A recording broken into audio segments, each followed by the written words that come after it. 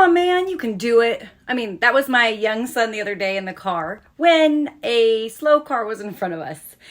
And of course, as a mom, I knew exactly where he heard that from. He heard that from me. I have a tendency to talk to cars when we're driving and to tell them maybe how they could drive a little bit better. But it did get me thinking, what am I teaching my kids when I drive? Because kids are always watching. Even if you have a young little one, they're picking up so much from the way you talk, the way you mumble, roll your eyes, or grunt, whatever it might be. They are copycats. So we need to be careful that we are teaching them the right things when we drive and that our words are honoring to God. The first thing we can teach them is to obey the rules on the road, right?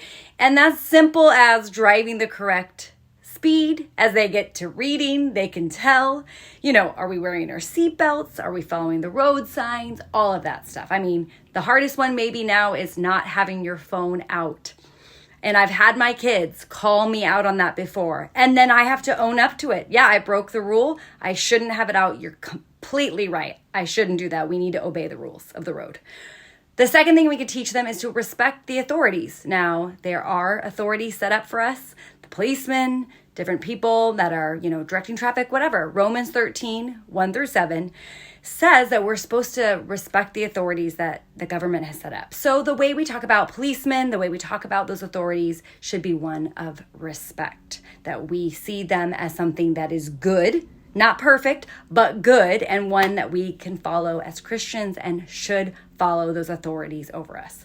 Okay, the third thing we can do when we're driving, it's really cool that we can communicate care and love for others. We know we're supposed to love others as ourselves, love our neighbor as ourselves.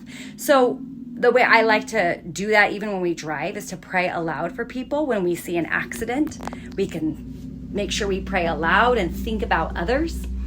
A harder way, for sure, to do that is by giving drivers the benefit of the doubt. If they cut you off or if they break a rule, sometimes they say, you know what, maybe his wife's in labor, right? Or something's going on that we don't know about. Just thinking the best.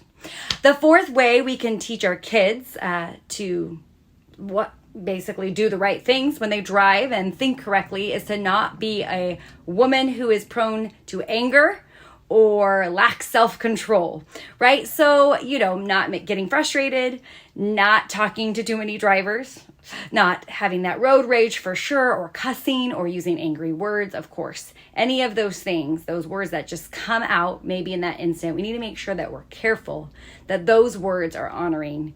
Even if there's a stressful situation or a scary situation, we want to have honoring words because our kids pick up on that.